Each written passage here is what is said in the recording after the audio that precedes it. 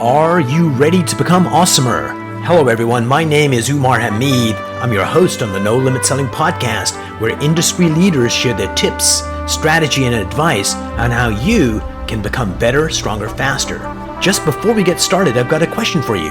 Do you have a negative voice inside your head? We all do, right? I'm going to help you remove that voice in under 30 days guaranteed. Not only remove it, but transform it. So instead of the voice that sabotages you, there's one that propels you to much higher levels of performance and success. There's a link in the show notes. Click on it to find out more. All right, let's get started. Hey everyone, welcome to another episode of the No Limit Selling podcast, where we talk to leaders not only about selling, but more importantly, that human element. How do we get our people to let go of their fears so they become awesomer? And today I have Raymond Chin joining me. Raymond, welcome to the program. Thank you for having me, Umar. Thank you very much. So you're in the nation's capital, not Washington, D.C., but Canada, Ottawa, Ontario. How long have you been in real estate? I've been licensed since 2008 and been a full-time agent ever since. So from 2008, what were you doing before 2008? I was actually working as a sushi chef once I graduated university and trying to get my life together to go on to my next career, which was essentially supposed to be law school, but financially couldn't go any further. So I decided to get my real estate license. At that time, it didn't really take too much time to do. Right. And it's a field where, sky's the limit and you're your own boss. You design your own times. So sort of in the past life, I was a student slash restaurant chef worker, and now here I am. Excellent. Let's go back to sushi just for a moment, because that is like exquisite detail. So in a normal bar, the bartender is like part psychologist, part provider of drinks. So the sushi relationship with somebody sitting at the bar, is it similar or is it different? Like, do you become friends? Do they tell you their problems? Yeah, that's a great question. It's somewhat similar. We don't actively sell alcohol in the bar then. So in terms of them having a few drinks and then opening up, it's quite different. And nowadays with COVID, obviously, I can't imagine how that would work with someone sitting in front of you, if that's even permissible. But during that time, people would be very intrigued on how do you make sushi. And normally they'll have 2, 3 friends there, and they're generally caught up on their conversation rather than speaking with us. They just want their food. So with sushi, this is only a guess because I eat like the girly sushi dishes, like sashimi is the most exotic that I get. But there needs to be precision when you're making sushi. Number one, you're dealing with knives. But number two, the dish, if we can call it that, has to be precisely what it is. It doesn't sound like there's lots of room for messing up. Is that a true statement on my part? That's correct. It's a very disciplined type of work, and you're dealing with a lot of raw materials as well. So in terms of cleanliness, having discipline on how to work with the foods you have, that enabled me to bring on those disciplines into life in general, and also, believe it or not, into real estate up until today, in terms of how to discipline yourself, how to do things a certain way, and maintain that consistency. Absolutely, and that's where I was heading. Actually, I was talking to a coaching client a couple of days ago, and he is incredibly successful, but he was going back to, hey, I need to do open houses for two reasons. Number one, you can make money at it, and number two, that you model a behavior you want the younger agents to do. Doesn't matter how fancy you get, you need to do the basics every day, and certainly prospecting for him is between 10 and 11 o'clock every morning is a religious thing that he does. So sushi allowed you to have the discipline you needed. What was the most surprising thing when you came into the real estate industry of what you thought it would be versus what it actually was? Just that sense of rejection, growing a thick skin that you need, especially being a newbie. People see right through you because they'll ask you certain questions. And the most typical one is, how's the market? That's generally a test of, what kind of agent are you? And of course, they are generally intrigued on what's happening on the market. And I would stumble along the way and give answers that were not of as value. So that was sort of the fear in the beginning, not knowing how to connect people in that sense when they know you're a real estate agent, but unable to give that sense of value. Excellent. So What were one of the first lessons you learned in real estate, let's say the first couple of years, that you still hold on to today? That's another great question. I would say do what you say, and especially in a time frame that you promised it. So if you tell a client, Tuesday, 2 p.m., I'll have that CMA ready for you, make sure it's ready and that you're properly prepared. This is the biggest asset that you're dealing with. Anyone, doesn't matter if it's 100,000 or 100 million. This is one of their biggest assets. They want to make sure that they're dealing with someone that's competent and, most importantly, that keeps their word. So, Raymond, everyone that's listening to this is like, duh, Raymond, of course you're going to do that. But the reality is, agents don't, we don't outside. So, people have the best of intentions, and you do work with other realtors and you employ realtors as well. Why do you think we do that? That we rationalize being late? Because we know we shouldn't do that, but a lot of people end up doing it. So, what do you think the psychological issue is that allows people not to keep their word? It just goes back to the discipline where every day we're distracted, especially in this day and age we're in with the phone. The phone is the major distraction here, where we're bombarded with so much information, where we put other priorities in priority, and then it defers that priority where you're supposed to get to on a later date because you were distracted in the middle of it. So when I'm mentoring agents, I always let them know that whatever you're doing at that moment, finish that task unless it's something life changing or it's going to affect someone, whether it's going to die, of course, you want to attend to it. But if it's something that can wait another 5 minutes or even an hour or later on, do it that way, or else you'll lose all structure. Absolutely. And so you're minding your own business and you're doing real estate and you did it for probably around about 11 years before you brought other agents in. So tell me about your career, how you progressed, and what were the learning lessons along the way. So your first year, how many transactions did you do? I grossed a little over 100,000 my first year, and I think I did about 20 transactions in a city where I knew no one. Is it capital city of Ottawa? I was born and raised in Montreal. Came to Ottawa, didn't know anyone, so I started building my sphere here. And So one of hold the on just for a spheres I've second. First off, 20 Thank transactions you. first year is huge. So tell me how you progressed from there on. It's just learning the processes of what it takes in this business. It's not rocket science. Selling real estate is not rocket science. It's all about consistency and doing the right things over and over again. And of course, evolve over time as new tools come in and old tools that don't work. Well, should you keep them? Is there a better form of that tool? You're always constantly changing. So I'm a strong believer of evolving your business and never staying complacent. Unless there's no new tools out there that you should be using, I'm always open to trying anything. Brilliant. And one of the problems that you hear is people want to. I'm going to take a time out there just for a second. I'm not sure if this is true, but this is the way I heard it. The franchise Subways, where they do sandwiches, somebody had once asked, who's more successful, MBAs or farmers being a franchisee? And they said the farmers kick the MBA's butt because all the farmers do is follow the process to the letter doggedly. And the MBAs are like, hey, I got a better way. I'm smarter. And I think what you said was very much do the basics, do them consistently, do them well, learn from your mistakes, and that's the pathway to success. Not going, I don't need to cold call, I don't need to do this, and trying to be cleverer than the industry giants. I agree with that. There's no shortcuts in life. We look at all the successful people in our earth, Elon Musk, Jeff Bezos. If you look at their backgrounds, it's all hard work. And a lot of them have came out of strong adversity to get to where they are today.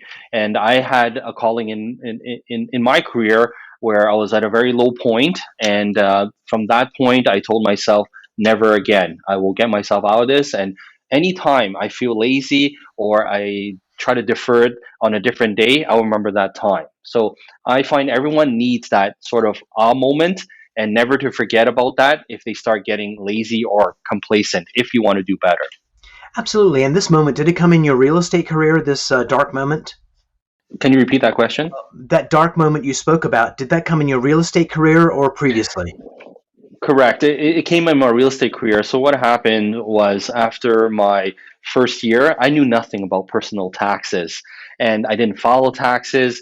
And when tax season came, just put it this way, I owed a lot of debt, and CRA, the Canada Revenue Agency, they shut down all my accounts. I had no access to money at all. Even though I made a six-figure commission income that year, I pocketed nothing, and I wondered what I was going to do. So I called up a friend I actually met in Ottawa. We don't know, who I haven't met very long, but we've connected very well. I gave him a call. I said, I need a favor. I'm in a bad situation. CRA froze all my accounts. Can you lend me a few $1,000s? He goes, when do you need it? I go, as soon as possible.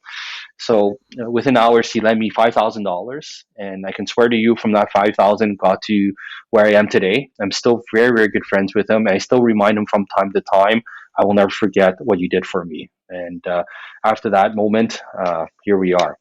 Brilliant. And what's kind of interesting is everyone, everyone is going to face one of those dark moments. And you can do one of three things, and it's biologically hotwired. Mm-hmm. First thing we all do, from rabbits to humans, is freeze.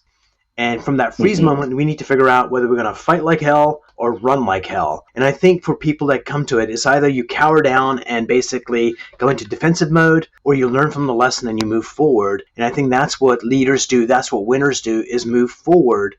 And one of the ways to move forward is number one, realize you've fallen down. Number two, take a deep breath. And that's all it takes, is take a deep breath. Go, Raymond, do it with me. Just take a deep breath in. Because the only thing you control in the entire world, absolutely, is your breath. And just taking that deep breath and going, okay, what do I need to learn from this experience? And what I teach my clients is, what's the smallest, tiniest thing I can do to go in the right direction? And whatever that tiny little thing is, take that step. And just by taking that step, it gets you unstuck and you start moving in the right direction. So I'm glad you had a friend that stepped up. And dear listeners, dear viewers, that there is more kindness in the world than you realize, that people are dying to help you. All you need to do is to ask, and when you're asked upon, is to help people that need it as well. Agreed. And that fight and flight moment that I had, I could have just gone back home, go live with my parents, wherever the case is. And I said, no, I'm going to fight. I'm going to fight. I can't go any more lower that I can think of. I'm going to ask a friend who I don't know that well, but we connected very well, and see if he's willing to help me out. And he didn't even question it. I actually didn't tell him what it was for until after. All he knew is that I need that money, and he just says, "When do you need it?" Now, and within hours, he gave it to me, and I put that to heart. It still puts me to tears every time I think about it. Oh, nice. So we're going to give him a round of applause for stepping up.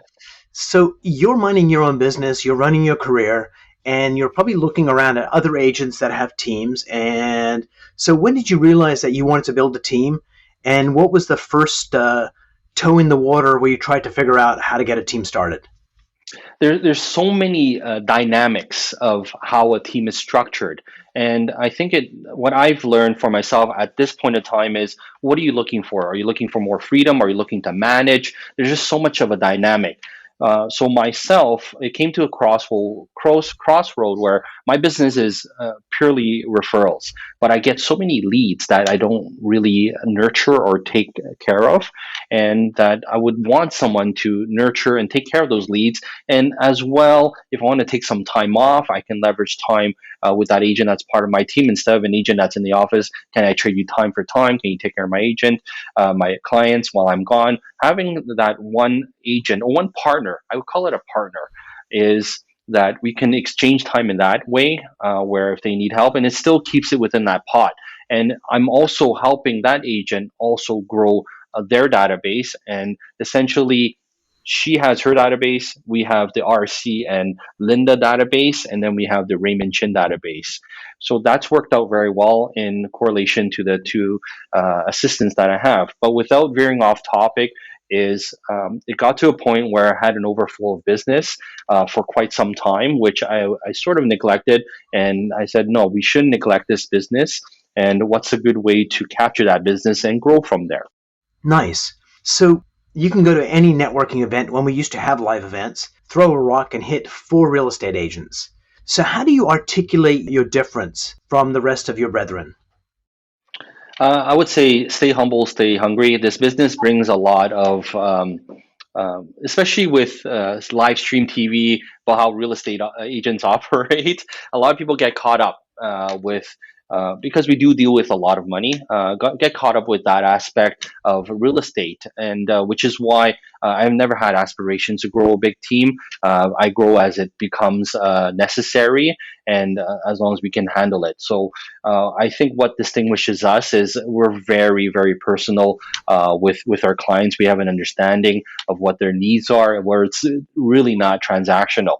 So those leads that come in that I didn't handle before, I'll transfer it to my partner, and then my partner can see if a connection can be made there.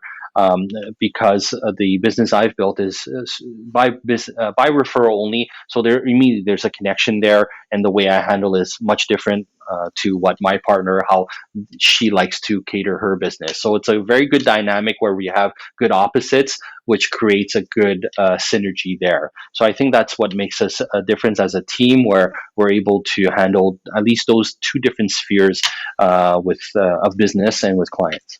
So two things come up. Number one of the most successful airlines in the world is Southwest Airlines in the U.S., and I think they're starting to go international. And one of the things they used was we have one flight from Baltimore to Idaho, and when that starts consistently filling at 80%, we're going to add another flight.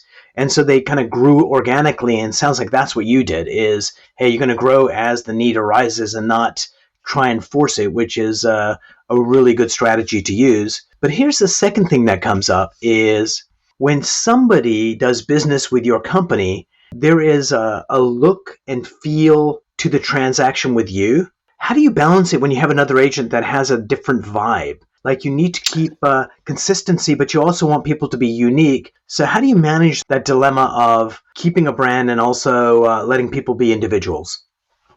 The partner that I have, she made it very clear that she doesn't want any branding, she doesn't want any recognition. She just wants to sell real estate. She goes, Raymond, you, I like to be partner with you because you have the branding, you bring in the business. I don't want to chase after leads. I don't want to build leads. I want the leads after you filter through you to come to me. It's just a very unique synergy that we Nice. have, and we actually have a third agent as well with a different synergy, which I was not actively looking for, but it just makes sense for us to do so. So it's all about uh, having the right personalities that form the mold of the what I would like to call the RC brand.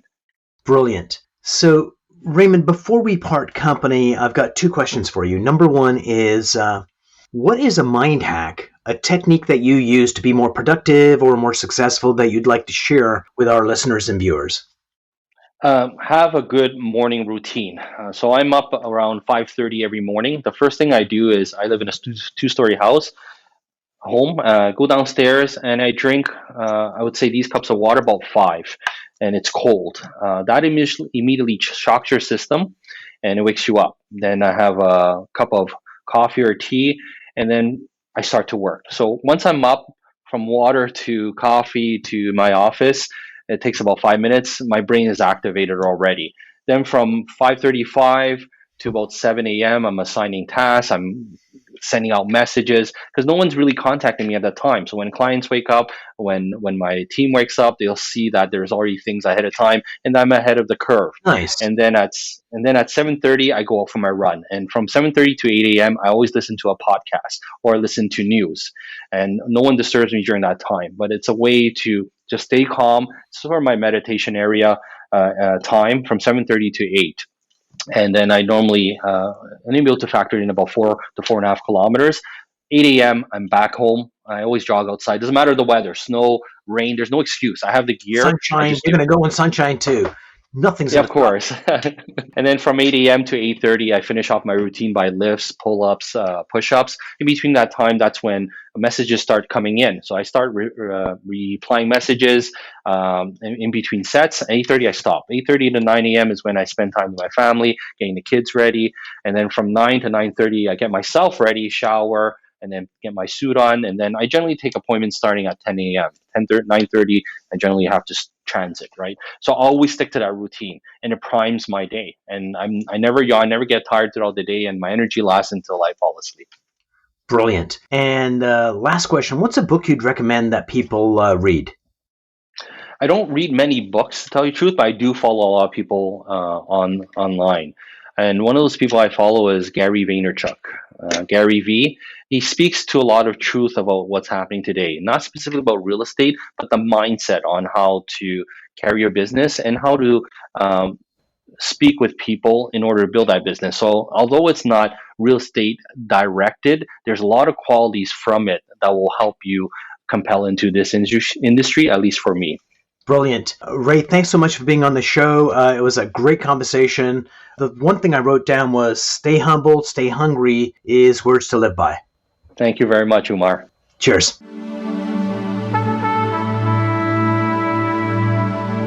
If you enjoyed this episode, please go to iTunes and leave a 5-star rating. And if you're looking for more tools, go to my website at nolimitselling.com. I've got a free mind training course there that's going to teach you some insights from the world of neuro-linguistic programming, and that is the fastest way to get better results.